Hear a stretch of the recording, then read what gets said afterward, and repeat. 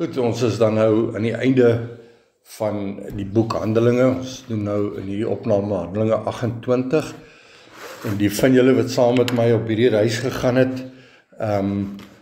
sal sekerlik met my saamstem dat hierdie was waarskynlik een van die boeke in die Bybel wat my die meeste verstom het in dit wat die Here hierin opgeteken het en hoe dit so 'n absolute beeld is vir ons as gelowiges. Want as jy deur Handelinge gewerk het en al die skrifte wat aan Handelinge gekoppel is, Ou Testament en Nuwe Testament, bring 'n mens op 'n plek waar jy besef dit sonder die boek Handelinge is die Bybel net doeteenvoudig onvolledig. Goed, ons is nou by hoofstuk 18 en ek begin by vers 1. Hy sê, en eers toe ons gered was, het ons te wete gekom dat die eiland Melite genoem word. Nou, eers wil ek sê, ek dink daar's 'n klemverskywing, en toe ons gered was, die Engelse vertaling sê, when they were escaped. When they were escaped. Nou, dit kom min of meer op dieselfde neer, maar to escape en om gered te word is vir my verskillend. Want jy kan gered word en nog steeds nie geescape het van wat jy aan gevange gewees het. Maar ek gaan nou 'n bietjie meer daaroor sê. So hy sê, en toe ons ontsnap het, is eintlik die woord. Toe ons ontsnap het ons te wete gekom dat die eiland Melite genoem word. Nou, so waar kry ons dan nou die verwysing na hierdie spesifieke eiland? Kry ons in Handelinge 27 vers 26 wat sê, maar ons moet op 'n sekere eiland strand. En dis belangrik vir ons om te verstaan dat die Here het dit so bepaal dat hulle nie sommer net op 'n eiland sou te lande kom nie. Ons weet dat hulle op 'n stadium by Mooi Hawens kon anker, wat hulle besluit het om nie te doen nie, en Mooi Hawens is ook maar 'n eiland gewees, maar dit was die Here se plan, dat hierdie groepie manne, met wie ook al saam met hulle op die skip was, moes op die eiland Melite geëindig het. En dan sien ons vers 2, en die inboorlinge het ons buitengewone menslievendheid bewys. Nou ek moet dit nou op hierdie punt sê, want as jy hierdie punt misgekyk het, gaan jy nie verstaan hoekom dit die Here se wil was, dat hulle op hierdie spesifieke eiland moes te lande kom nie, en hoe die Here daarin 'n baie diep liggende evangeliese boodskap vir ons opgesluit het. So wat is die punt? Die punt is, hulle land op 'n eiland waar daar nie 'n Joodse sinagoge is nie. En hoe weet ons dit? Ons sien dit vanuit die gedagte dat hier is iemand anderster in beheer. En hy praat hiervan, en die inboorlinge. Nou, dit is die wat op die eiland was en wat op die eiland gebore was. En hierdie Publius en sy familie was op hierdie eiland. Nou, mens moet nie nou die fout maak om te sê, maar hierdie ouens was, jy weet, ons kan ons dit maklik nou trek na, jy weet, hierdie gedagte van ongeletterde eilandbewoners. Dis nie die geval. maar hier is tog 'n ding waar die invloed van die Jode was nie hier teenwoordig gewees nie. Goed, so, en baie interessant is dat hierdie inboorlinge, want jy sien menslievendheid in die geloofslewe. So kom ek stel dit eerder andersom. Wanneer ons te doen kry met godsdiens, ons as ware gelowiges, wanneer jy te doen kry met mense wat in godsdiens verval het, dan is daar nie menslievendheid nie, maar antagonisme. En jy word met 'n skerp oog dopgehou om te kyk, want jy sien daar's 'n vyand agter dit alles. En die Satan het 'n absolute antagonisme teenoor die ware gelowiges, en daarom gebruik hy die godsdienstiges om ons te verdruk en te vervolg, soos wat Paulus, toe hy nog 'n Jood was, die Christene vervolg het. En ons kry hier buitengewone menslievendheid. Met ander woorde, dis ongehoord. En die groot rede hiervoor is daar's nog nie 'n godsdienstige invloed van die Jood wat hierdie ouens antagonisties kon maak teenoor die Christene wat op hierdie skip was nie. En dan sien ons, want hulle het 'n groot vuur aangesteek en ons almal daarby gebring weens die reën wat gedreig het en weens die koue. Nou, weer 'n keer. Nou, jy moet dit geestelik sien, want onthou die uiteindelike boodskap wat ons uit die skrif uit moet kry is wat is die geestelike boodskap? En die geestelike boodskap hier is dat hier was gasvryheid. Daar was nie, jy kom tussen 'n klomp godsdienstiges en hulle wil jou nie eintlik in hulle midde hê nie, hulle praat nie eers met jou nie, hulle hou jou op 'n afstand. Ons kry dit nie hier nie. En daar was, hulle was blootgestel aan die elemente toe hulle op die skip was. Hulle kom op hierdie eiland en hierdie ouens ontvang hulle onmiddellik. Want die rede is, hoekom hulle so menslievend is dat hulle voel nie bedreig deur die mense wat op die skip was nie. Hulle voel nie bedreig nie, hulle het geen rede om bedreig te voel nie, hulle beskerm nie hulle eie godsdiens nie, en daarom is daar nie hierdie antagonisme nie. En Paulus, vers 3, het 'n klomp droë hout bymekaar gemaak en op die vuur gesit. En 'n adder het weens die hitte uitgekom en aan sy hand vasgebyt. Nou wil ek net iets sê, en ek sê weer, ons moet altyd gaan kyk, wat is die beginsels hier geestelik? Nou, droë hout word verteenwoordig deur Jesus in Johannes 15 sê, dat as ons nie as ons lote is wat nie vrug dra nie, dan word ons afgeknip.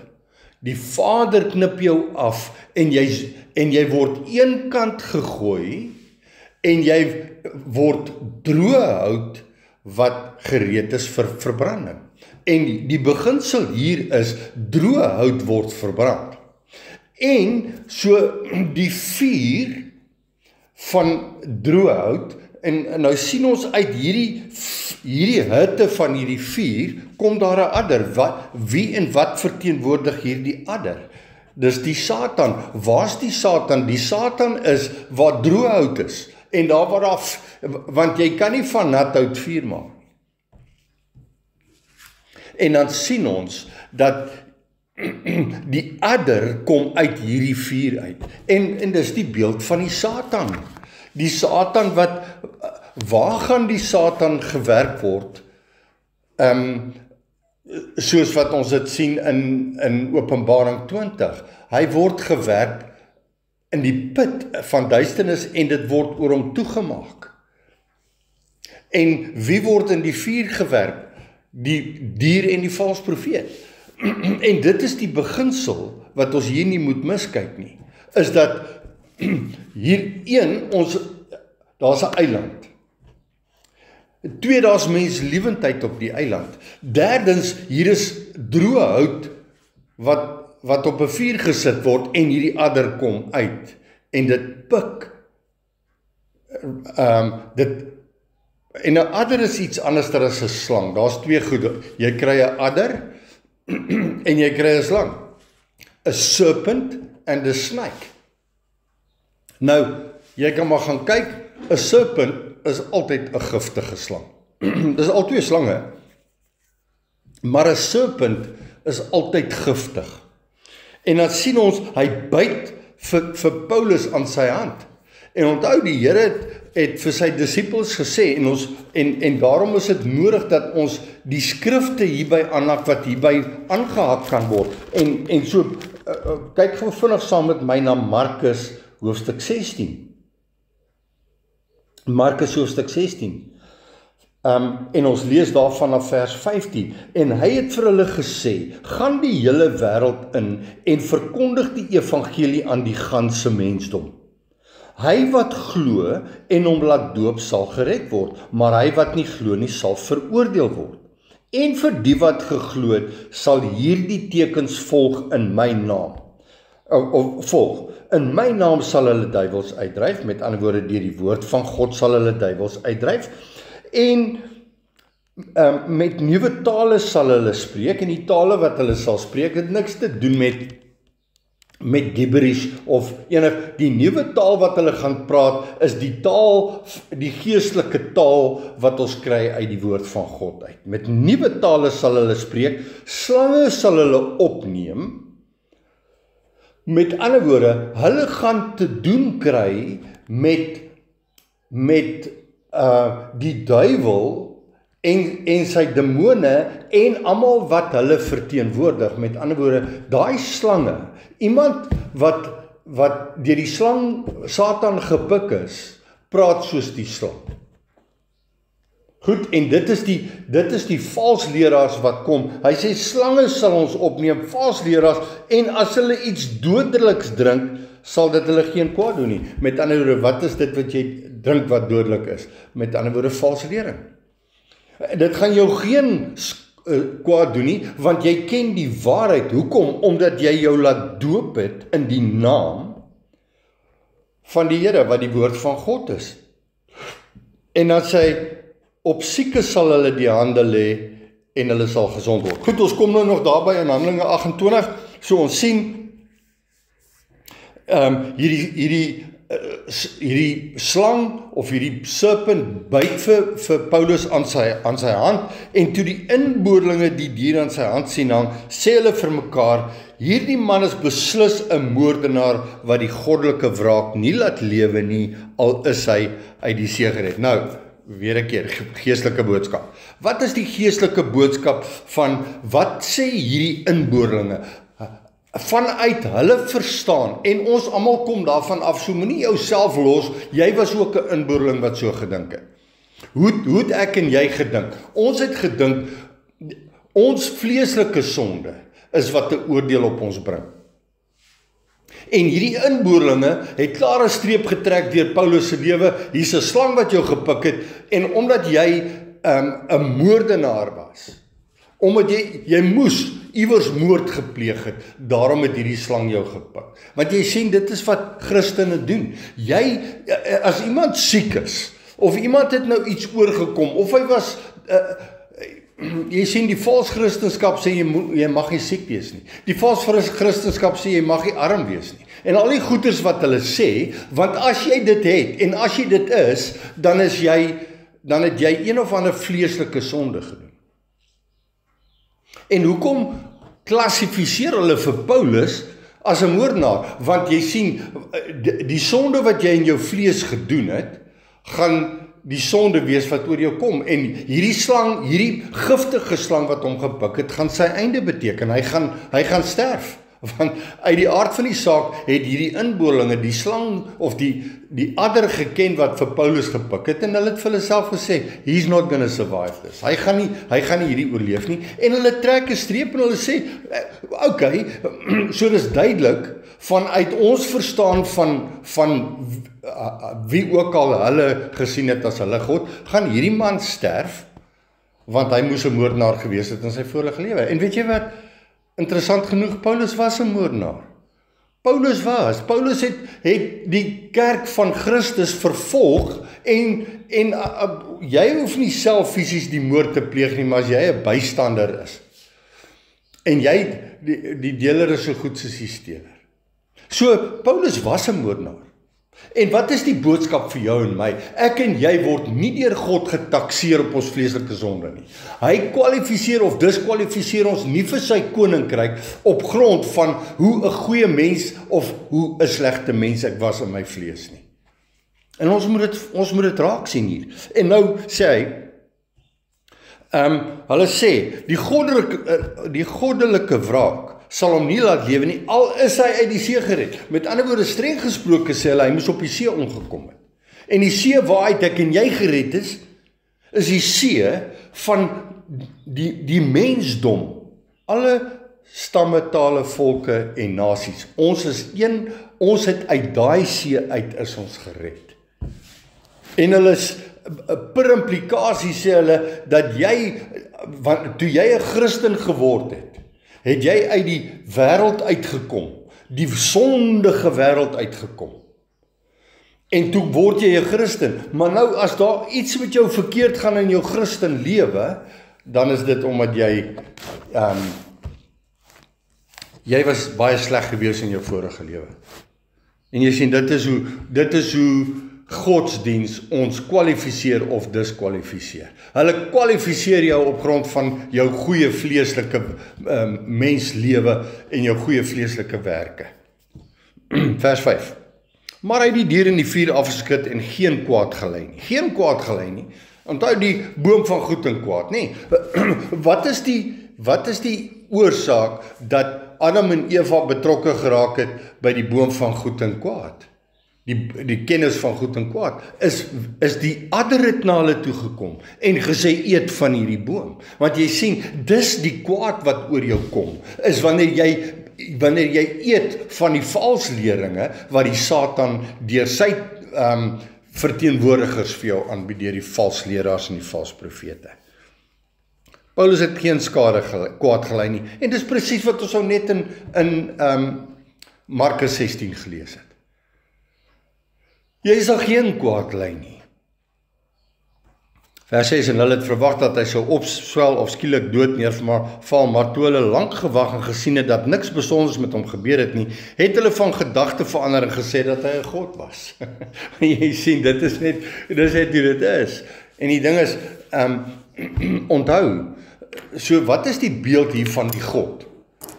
Want ek het in een van die vorige opnames gesê, ons is Christus het dit gesê, ons is gode, in watter opsig is ons verteenwoordig Christus wat God is. En wat ons sê ons wat hy sê. En wat maak dit van jou en my? Ons is geestelike wesens, saam met die feit dat ons vleeslike wesens is. En dis almal wat geesgewederbaar is, wat nou kan optree, in die sin dat ons mense kan gesond maak en mense met die waarheid kan help na die ewige lewe toe. Vers 7. Nou het die hoof van die eiland, wie se naam Publius was, in die omgewing van daardie plek 'n stuk grond gehad en hy het ons ontvang en 3 dae lank vriendelik geherberg. Nou jy sien, dit is die plek van die eiland. Op die eiland, met ander woorde, ek wil hê jy moet sien. En ek gaan nie nou tyd hê om dit te lees nie, maar jy gaan doen jouself 'n guns en gaan kyk na die woord eiland of eilande in die Bybel, dan kom jy agter dat die eiland is die plek waar God ons na toe wil vat hier op aarde. Ons is in hierdie wêreld, maar ons is nie van hierdie, met ander woorde, ons is nog steeds hier.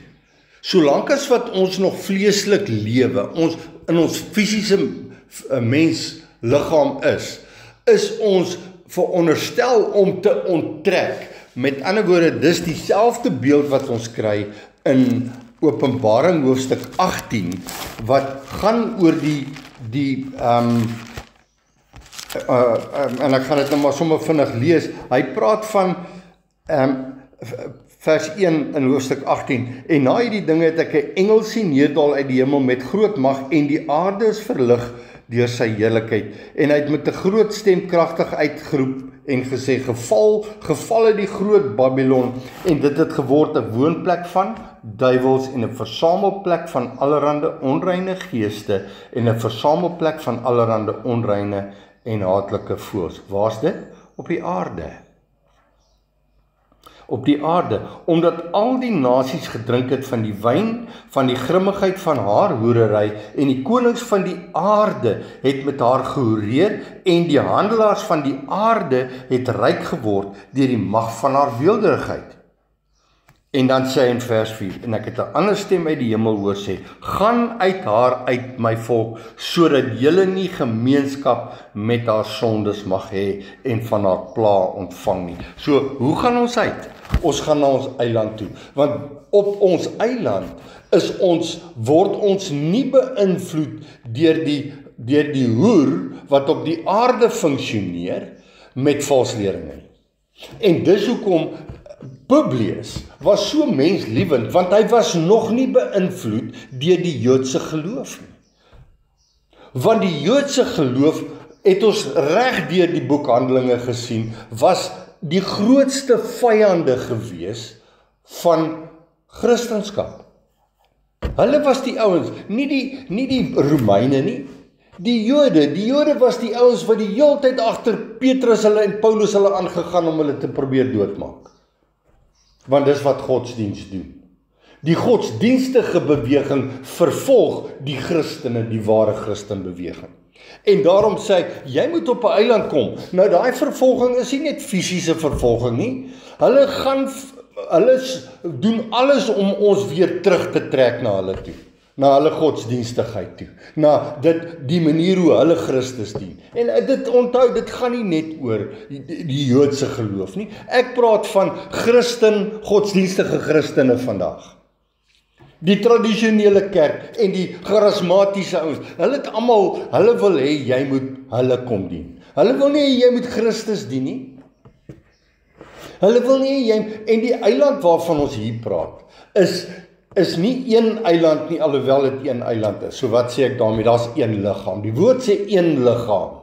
Met ander woorde, en almal wat deel is van daai een liggaam, is op eilande in aanbidding van die een wat die hoof is van die eiland, hoof is van die liggaam, Christus. En jou eiland bewoon, en ek moet nou nie my verkeerd hoor, en ek sê, jy moet nou iewers vir jou eilandjie gaan soek waar jy kan gaan bly nie. Dis nie wat ek sê nie. Maar jy word uitgewerk, wanneer jy in waarheid met Christus wandel, word jy outomaties op 'n eiland uitgespoeg. Dit is net hoe dit is. En dan moet jy nie jouself jammer kry nie, dan moet jy sê, dis hoe dit moet wees. Want een van die slegste goed vir my, om mee te gedeel het in my stap saam met die Here, is die verwerping van mense met wie jy jarelank 'n pad gestap het, 'n Christenpad gestap het, totdat jy die waarheid begin raak sien het, en dit met hulle wou deel, toe werp hulle jou uit. Toe gooi hulle jou op jou eilandjie uit. Sê, gaan. Of jy doen dit soos wat ons dit doen, of ons wil niks met jou te doen hê nie. En dis presies wat met Christus gebeur het. Jesus het waarheid gebring, en hulle het hom onmiddellik uitgewerk. Hy was orals verwerp, en ek en jy moet deur daai selfde pad gaan van verwerp word deur godsdienst. Goed. Maar Publius, wat nog nie beïnvloed was deur godsdienst nie, ontvang vir Paulus hulle, hy ontvang hulle, en vir 3 dae lank het hy hulle vriendelik geherberg. En dis die beeld van die ware gelowige, is Christus sê, wanneer hy die gelykenis vertel van die barmhartige Samaritaan, dan kom die herberg hier tevoorskyn. Want jy sien, dis wat ons moet doen as gelowiges. Ons moet bereid wees om mense te herberg. Jy moet jou huis oopstel, sodat jy mense kan bedien met die waarheid. Nee, jy moet hulle nie kerk toesleep nie. Jy moet hulle nie kerk toesleep nie, dis nie wat die woord sê nie. Herberg hom in jou huis, bedien hom met die evangelie, die ware evangelie, en as hy bestem is om op dieselfde eiland te beland waar jy is, dan sal dit so wees, anders dan sal hy teruggaan na waar hy vandaan kom. Vir 3 dae lank. Wat is die beeld van 3 dae lank? Nou, ons kry dit in Eksodus hoofstuk 12, in hoofstuk 19. Kom ons lees 19 vers 10. Verder het die Here aan Moses gesê, ekskuus, ek is nou in Eksodus 19 vers 10. Verder het die Here aan Moses gesê, gaan na die volk en heilig hulle vandag en môre en laat hulle klere was en hulle gereed hou teen die derde dag, want op die derde dag sal die Here voor hulle voor die oë van die hele volk op die berg Sinai afdaal. Right, so dit praat van wat? Dit praat van die wederkoms van Christus. En dan begin die 1000 jaar vrederyk. So daar's 2 dae en dan kom die Here vir 'n derde dag. Ek lees vers 14. Toe het Moses van die berg af na die volk gegaan en die volk geheilig en hulle het hulle klere gewas. Wat is die klere was? Jy moet jou kleed was. Jy moet jou eerstens met die kleed van Christus beklee en jou kleed moet met die bloed van Christus gewas word. En hy het aan die volk gesê, hou julle klaar teen die derde dag, moenie naby die vrou kom nie. Wie's die vrou?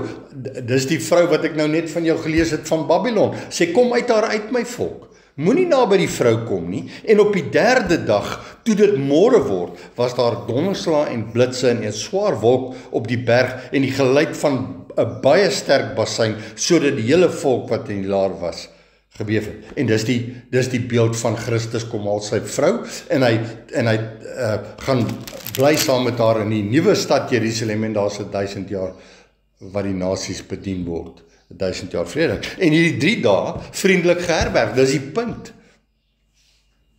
Ek is terug in Handelinge 28. En die vader van Publius het siek gelê aan koors en buikloop. Nou hierdie buikloop beteken, die Engelse woord is bloody flux. Met ander woorde, dis voedselvergiftiging, jy het die verkeerde kos geëet, né? Voedselvergiftiging, waar kry jy voedselvergiftiging geestelik?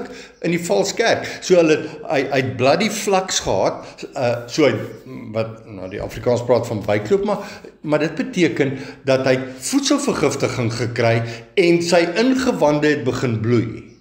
Nou ek het al 2 keer in my lewe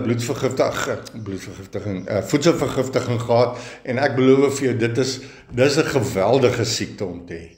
Jy oorleef dit nie as jy nie onmiddellike hulp kry.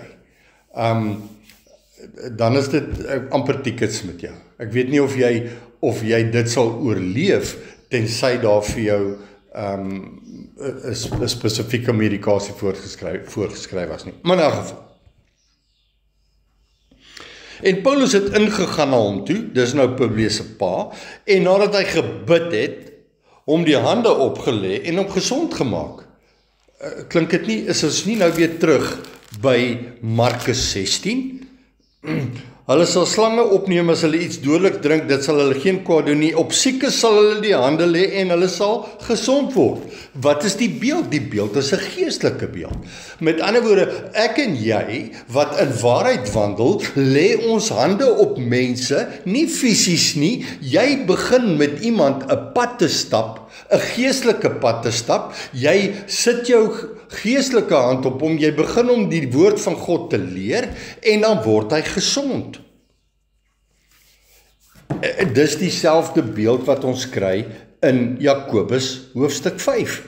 En jy moet hierdie goed raak sien, anders mis jy dit. Hy sê, bely mekaar julle, en kom ons gaan terug na vers 14 toe. Jakobus 5:14. Is daar iemand siek onder julle? Laat hom die ouderlinge van die gemeente inroep. Wie is die ouderlinge? Hulle wat die woord van God ken. Nie 'n ou man, hulle wat kennis het, 'n geestelike insig het van die woord van God. Laat hulle die ouderlinge van die gemeente inroep, laat hulle oor hom bid, nadat hulle hom in die naam van die Here, die woord van God, met olie gesalf het. Wat is die olie? Is die Heilige Gees. Gees en waarheid. En dan sê hy, en die gebed van die geloof sal die kranke red. Wat maak mense krank? Die feit dat hy nie in die waarheid wandel nie. Hy ken die skrif, maar hy het nie die geestelike openbaring nie. Die gebed van die geloof, wat is gebed van geloof? Wanneer ek met die woord van God besig is, moet ek bid dat hy sy woord aan my openbaar. En hy sal. Hy sê dit in 1 Johannes 5. Ek wil nou nie, anders gaan ek nie klaar kry nie. Hy sê, en dan sal die Here sal hom oprig, en as hy sonde gedoen het, sal dit hom vergewe word. En dit is presies dit wat hier gesond gemaak beteken van Publius se pa. Vers 9, en hierna het ook die ander wat siektes gehad het, op die eiland na hom gekom en is genees. Want jy sien, jy moet uitkom uit godsdienst uit, voordat jy by genesing kan uitkom. Jy moet afkom van die godsdienstige aarde af, sodat jy kom by die eiland, daar's die plek waar die Here jou kan genees. Maar solank as wat jy bly op die aarde, daar waar die godsdienst jou bevuil het, jou beïnvloed het, jou vergiftig het, kan jy nie gesond word nie. Want jy sien, ouens kom tot redding. Mense is, en ek wil nou nie die kerk se naam noem nie, maar kom ons vat nou maar een van die tradisionele kerke in ons land. Mense kom daar tot bekering, en dan bly hy net daar sit. Hy bly net daar sit. Jy kan nie gesond word, as jy nie afkom, as jy kom uit daar uit my volk, sê die Here, en daai volk beteken my people. En my people beteken nie Jode nie, my people beteken almal wat bestem is vir die nuwe Jerusalem. Almal wat bestem is vir die geestelike liggaam van Christus. Almal wat bestem is vir die gemeente van God. En nou moet jy uitkom uit daar uit.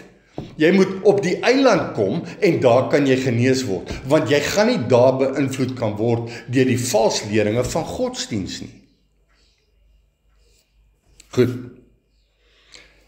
Hy het almal op die eiland genees en hulle het ons ook baie eerbewyse betoon. Nou daai kan jy nou baie maklik trek na, hulle het vir hulle geld gegee. Dis nie wat eerbewyse betoon nie. Wat hy hier sê is hulle het ons erken as ware verteenwoordigers van God. Dis wat dit beteken. En die skrif is vol daarvan, maar kom ons gebruik argumentsonthaalwe Hebreërs hoofstuk 13. Hy sê, Hebreërs 13 sê, vergeet die weldadigheid en mededeelsaamheid nie, want God het 'n welbehae aan sulke offers. En dan sê hy, wees gehoorsaam aan julle voorgangers en onderdanig, eerbetoon, want hulle waak vir julle siele as diegene wat rekenskap moet gee, sodat hulle dit met blydskap kan doen en nie alsigtende nie. Want jy sien, dit is die hart van die herder. Die herder gee om vir die skaap. Hy probeer nie die skaap mislei agter hom aan nie. Hy vat die skaap na die opperherder toe en hy tree op in die belang van die skaap, nie in die belang van homself nie. En dis presies wat hier staan in Handelinge 28 vers 10 is, en hulle het ook aan ons baie eerbewyse betoon. Met ander woorde, hulle het geweet ons verteenwoordig Christus opreg. En toe ons sou afvaar, ons van die nodige voorsien. En die twee loop hand aan hand. Want jy sien, jy moet almal wat optree vir die liggaam van Christus in die rol om mense te help om by Christus uit te kom, moet jy voorthelp. Paulus het dit paar keer gesê, in sy briewe, het hy gesê, en julle het my voortgehelp, julle het dit vir my moontlik gemaak om na hulle toe te gaan, en dit is die rol van die liggaam. Ons moet die hele tyd mekaar voorthelp, die wat gaan, want dis nie almal wat kan gaan nie. Dis nie almal wat kan gaan nie, en die ou wat dit moontlik maak vir die ou wat gaan, is net so deel, hy gaan net so in die byt deel, asof hy self gegaan het. Maar kom ek vir jou sê, en dit is baie keer die Christense probleem, hy hou so krampagtig vas aan wat hy het, asof het syne was in die eerste plek.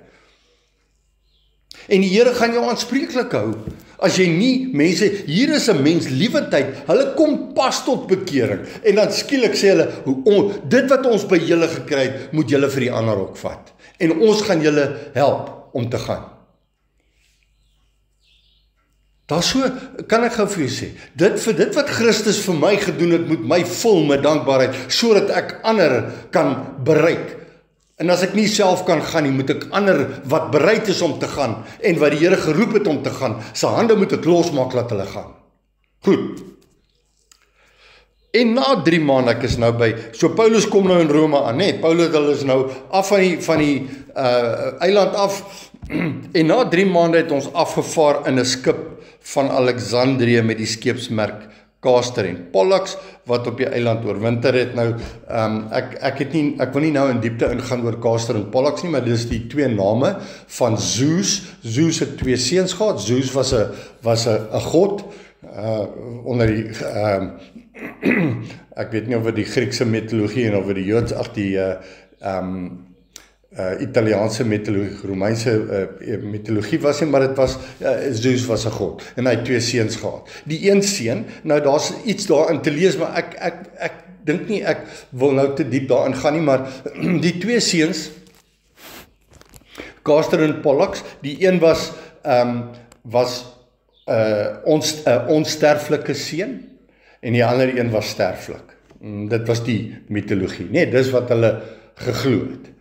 Die een was sterflik en die ander een was onsterflik. En toe die sterflike siek raak op pad om te sterf, en hulle was 'n tweelingkampig. Dis koekoes die goed is, maar in elk geval hulle was 'n tweeling. Nou, dit skets tog 'n beeld vir my van die seun van God en die seun van die mens. Die een sterflik, die een onsterflik, en die een moes sterf sodat die een moes in sy onsterflikheid sterf sodat almal die lewe kan ontvang. So, maak daarvan wat jy wil. Op die einde van die dag dink ek wil nie nou te diep daarin ingaan nie. En ons het by Syracuse gekom en daar 3 dae gebly. Daarvan het ons omgeseil en by Rhegium aangekom en 1 dag later het die suidewind opgekom en op die 2de het ons in Puteoli bereik, waar ons broeders gevind het wat ons gevra het om 7 dae by hulle te bly en so het ons na Rome gegaan. So hulle kom aan land by Puteoli, kom hulle aan land. En daar loop hulle broers raak wat obviously uit die bediening van Paulus en Petrus tot bekering gekom het en teruggegaan het na waar hulle so hulle waarskynlik, kanse is goed dat hulle in Jerusalem tot bekering gekom het, die evangelie daar gehoor het, hulle het vir lang daar gebly en toe hulle terug na hulle eie lande toe. En hulle hoor Paulus, hulle is daar en hulle gaan na hierdie plek toe en hy sê, en die broeders wat van ons gehoor het, daar's niks van ons lotgevalle gehoor het nie, die broeders wat van ons gehoor het ons daarvan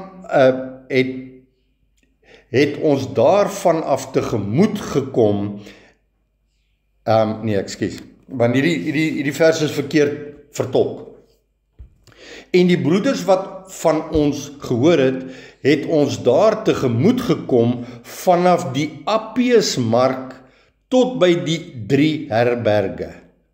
Right, so die broers wat by daai areas was, het toe nou gekom tot by Puteoli.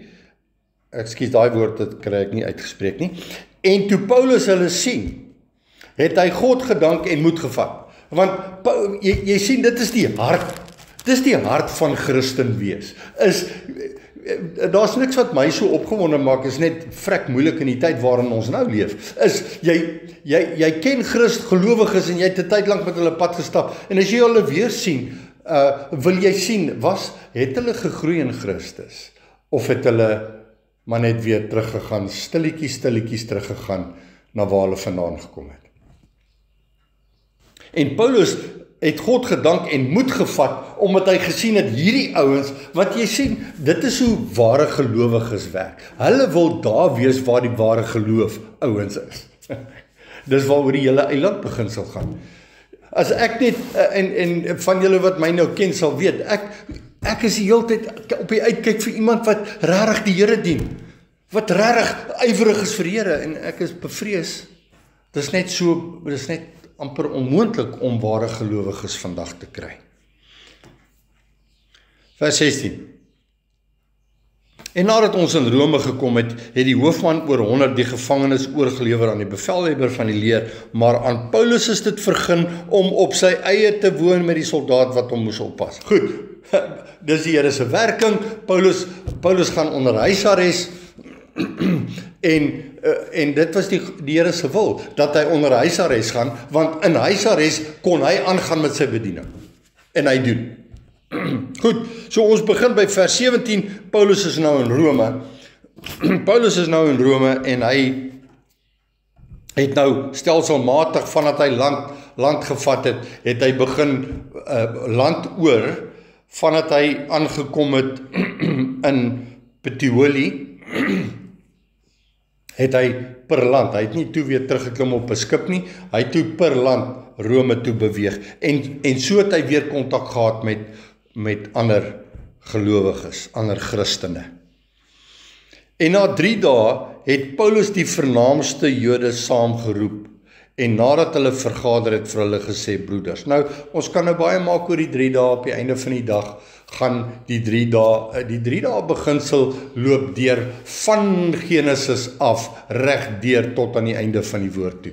Want die 3 dae gaan oor, soos wat ek dit sien, gaan die wêreld het 3000 jaar vandat Christus gekom het, het hy 3000 jaar, waarvan 2000 min of meer nou verby is. En die volgende 1000 jaar wat kom, is die 1000 jaar wat Jesus saam met sy bruid sal regeer, maar die aarde is nog nie aan die wêreld het nog nie aan sy einde gekom nie. En dis die 3 dae. Hy het die vernaamste Jode saamgeroep. So kom ons noem dit nou maar die Sanhedrin se ouens.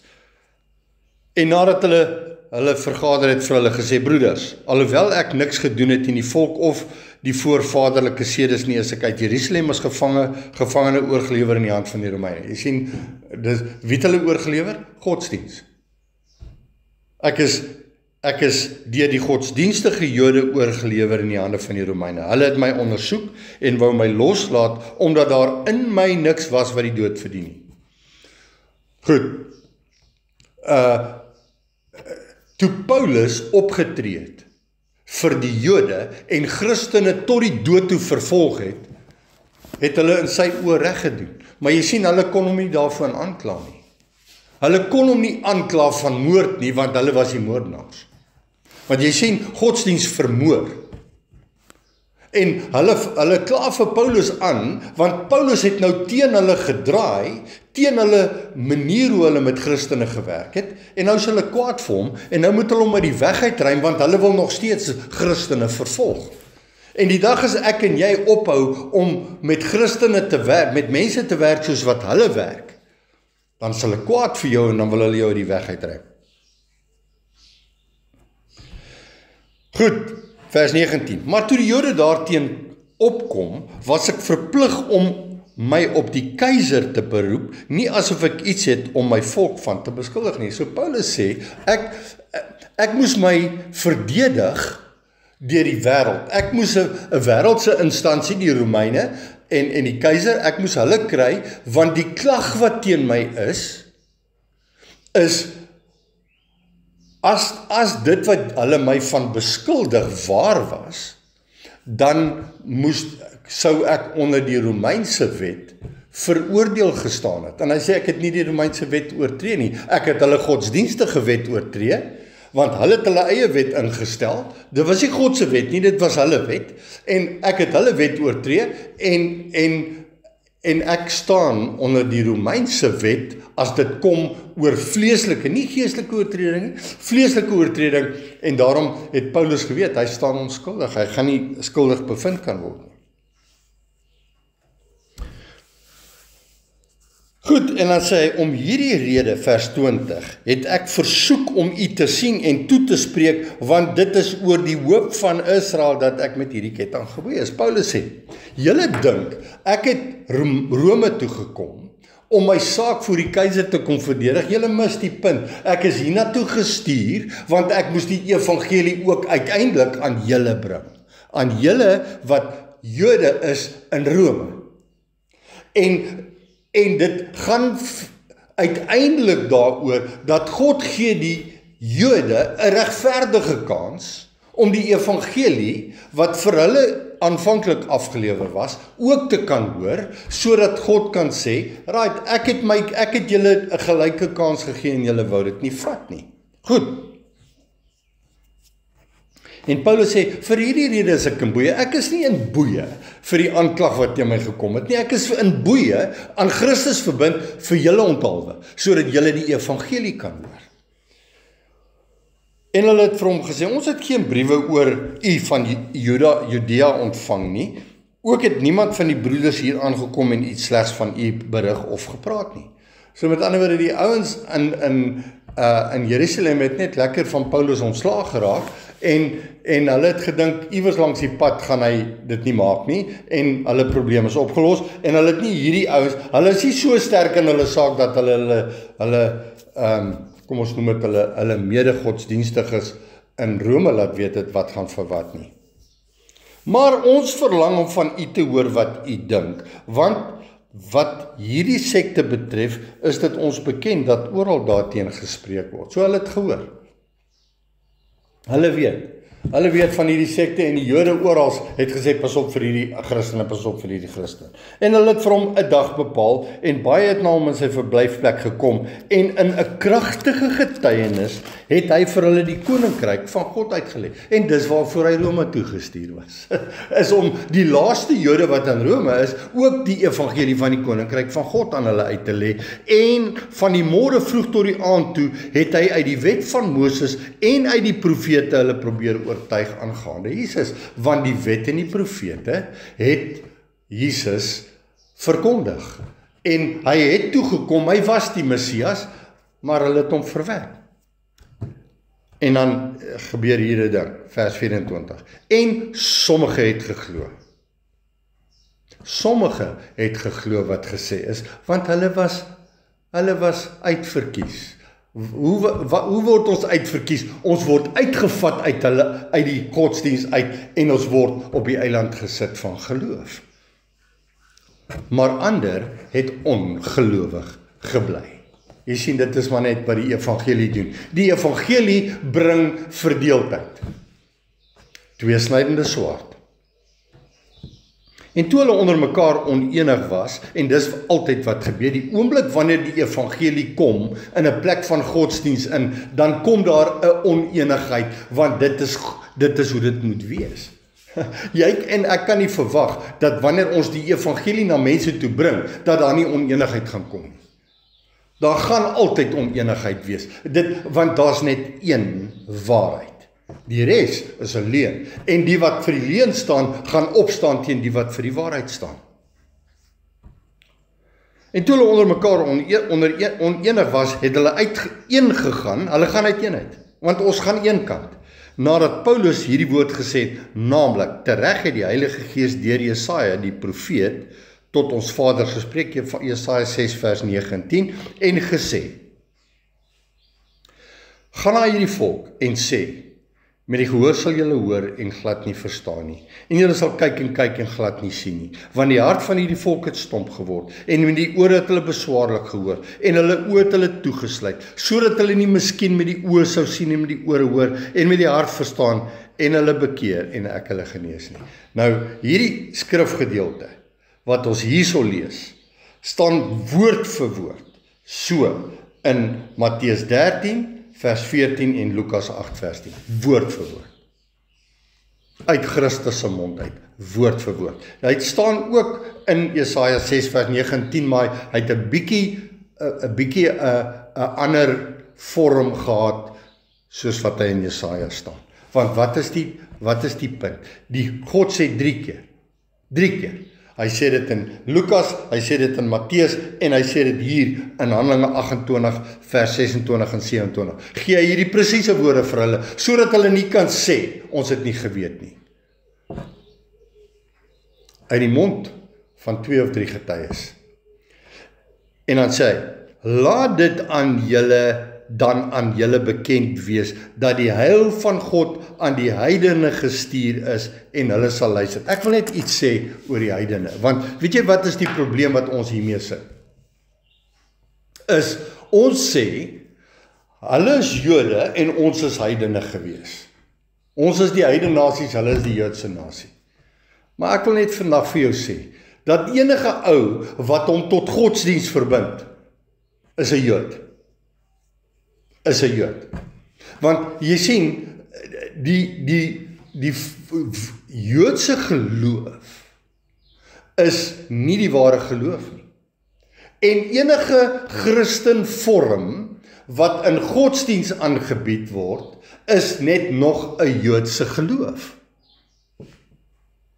En die probleem is dat jy, totdat jy nie kom by die plek, want jy sien, jy kan sê, nee, maar ek is 'n Christen, ek het Jesus aangeneem as verlosser en zaligmaker.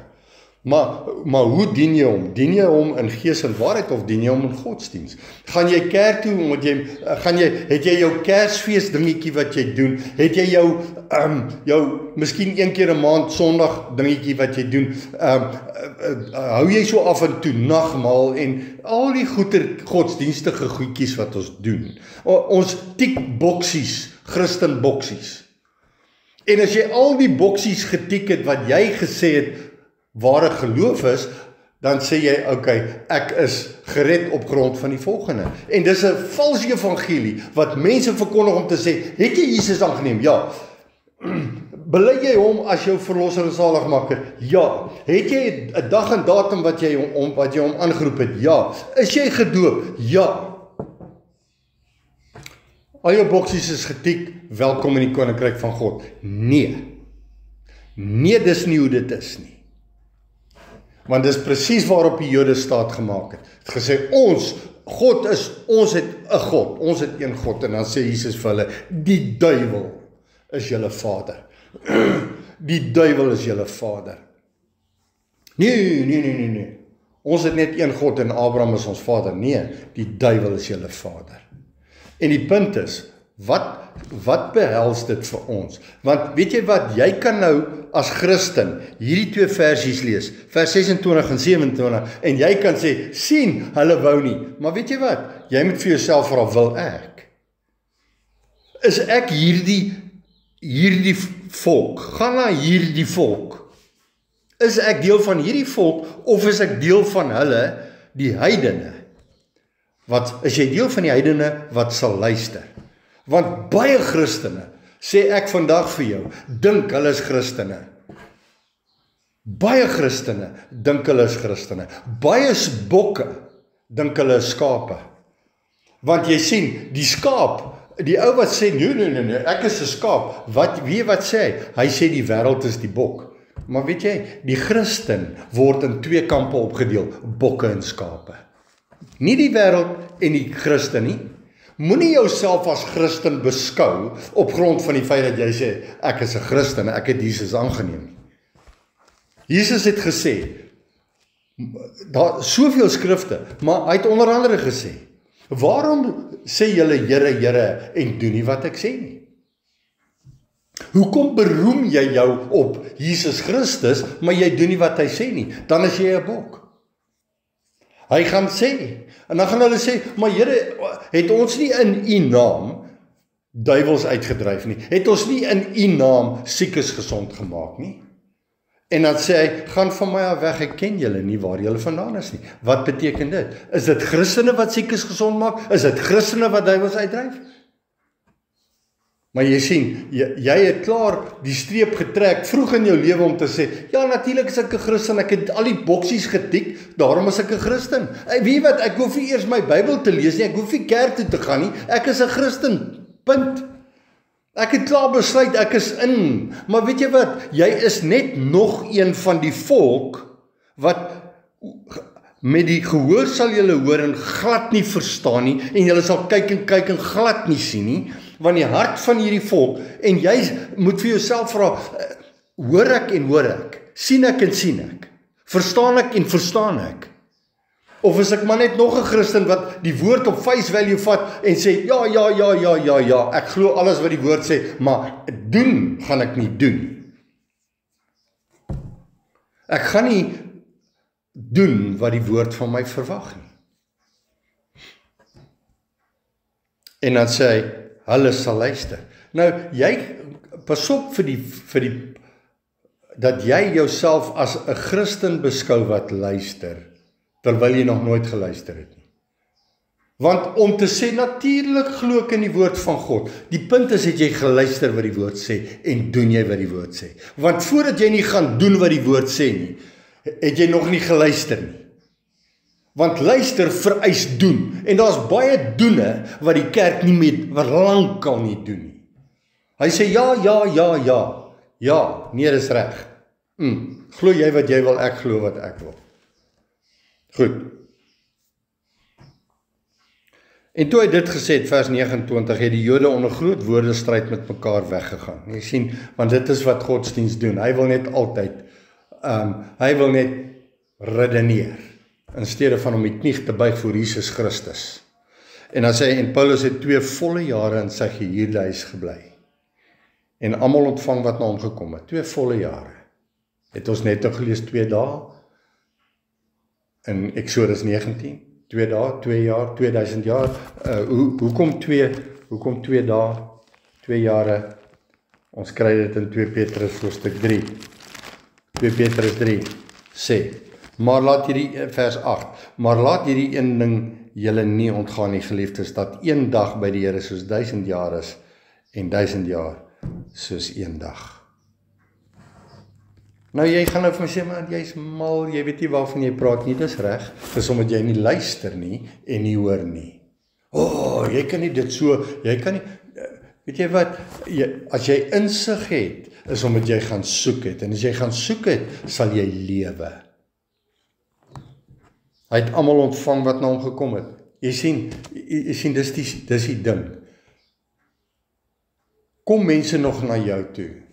En ek wil nou vandag 'n ding sê, ek het baie keer, dan loop ek in mense vas wat uit my verlede uitkom, en dan wil ek sê, hey, vriende, Christen vriende, ouens wat ek geken het, kennisse, Christen, dan sê ek, as ek hom raakloop, dan sê ek, Jesus man, weet jy, wil jy nie, ek het soveel goed ontdek uit die Here se woord uit, wil jy nie saam met my kom sit, dan kyk ons saam daarna nie.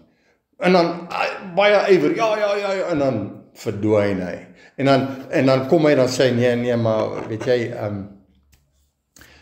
ek gaan nou eers self na hierdie woord gaan kyk, daar's net, maar hierso sê Paulus sê, en Paulus het 2 volle jare in sy gehuurde huis gebly, en almal ontvang wat na hom gekom het, want jy sien, jy moet maar kom. En ware gelowiges glo aan die herbergbeginsel. Ware gelowiges stel sy huis oop en sê, kom. Maar jy sien, ek kan na jou toe kom. Maar op die einde van die dag, as jy nie ywer het vir die waarheid van God se woord nie, sal jy nooit kom. Jy sal nie kom nie. Terwyl hy die koninkryk van God gepreek en onderrig gegee het en gaande die Here Jesus Christus met alle vrymoedigheid sonder enige verhindering. Want jy sien, waar word jy verhinder? Gaan sit jy in 'n kerk. Gaan sit jy in 'n kerk waar daar 'n leier in daai kerk is en probeer jy mense bedien in daai kerk. Hy maak jou gou stil. Paulus is in 'n gehuurde huis eenkant en die wat honger en dors het, kom na hom toe. Nou ek wil maar net sê, en ek dink dis die einde van alle dinge hier, aan die einde van Handelinge 28, die einde van alles is, daar's 'n evangelie van die koninkryk van God, wat bestem is vir almal wat deel is van die een liggaam van Christus, en as jy dit wil bedeelagtig word, dan moet jy kom. Jy moet iemand soek wat die waarheid het, en jy moet sê, asseblief vertel my alles wat jy weet, wat jy by die Here gekry het. Moenie na jou kerk toe hardloop, daar waar hulle jou geld vra, en daar waar hulle jou besig hou met allerhande werke en programmetjies, en allerhande goedjies wat hulle doen, en daar waar hulle jou nie doen wat het Paulus gedoen? Hier staan dit, terwyl hy die koninkryk van God gepreek en onderrig gegee het aangaande die Here Jesus Christus met volle vrymoedigheid sonder enige verandering. Sonder enige verandering, want jy sien, godsdienst verhinder dat want daar was vir my gesê op 'n stadium, toe ek gesê het, luister, ons is almal, ons is veronderstel om mekaar te dien, ons is almal gelyk, en toe die leier van daai gemeente vir my gesê, sê jy dat jy en ek gelyk is? Ek wat 7 jaar op universiteit geswat het, om 'n predikant te word, sê jy vir my ek en jy is gelyk? Nee boetie, jy bly stil, hier praat ek. Jy sien, dis die ding. Paulus kan met vrymoedigheid praat. En dit is vir my so lieflik dat ek nou hierdie Handelinge kan afsluit met Ek het nog 20 sekondes voordat ek 'n uur gepraat het. 'n Feit van die saak is, ek dink daar is so baie wat ons misgekyk het, nog steeds in Handelinge, in die boek Handelinge, maar ek wil afsluit met gebed en vra Here Jesus, ons erken u hoofskap, ons erken u is die hoof van die liggaam en niemand anderste nie. Geen mens kan in u plek staan nie, Here, en ons kom sit by u voete. Ons kom en met vrymoedigheid, Here, want die vrymoedigheid gaan om in die troonkamer in te gaan, daar waar u is, daar waar u die voorhangsel geskeur het, sodat ons kan ingaan, by die voete van Christus gaan sit en by u kom leer. Kom leer van my, ek is nederig en sagmoedig van hart, sê Jesus Christus. Want Here, en dis wat Paulus geleer het, hy het geleer om by u te leer, en hy het hulle geleer wat hy by u geleer het. En Here, dis ons hart, Here, is ons het nog nooit klaar geleer nie, Here, ons het nog baie jare wat ons moet leer, voordat ons kan weet waaroor. Maar een ding weet ek, Here, die koninkryk van God is by u te vind, want u is die koning van die koninkryk. Dankie, Here, ons wil net, nadat ons nou ek weet nie eens hoe lank, wanneer het ons die eerste boek begin van Handelinge nie, maar Here, dit is maande en maande wat ons besig was met hierdie boek. Ek wil maar net dankie sê, Here, dat u ons gevat het op hierdie reis, deur die boekhandelinge, waarin ons kon sien, Here, hoe u gewerk het, en hoe u apostels gewerk het, en hoe u dit wat u bestem het vir die gemeente, die een liggaam van Christus, hoe u dit 100% getrou uitgewerk het in die hande van die apostels. Ons eer u vir wie u is, Here, u is ons Here. Amen.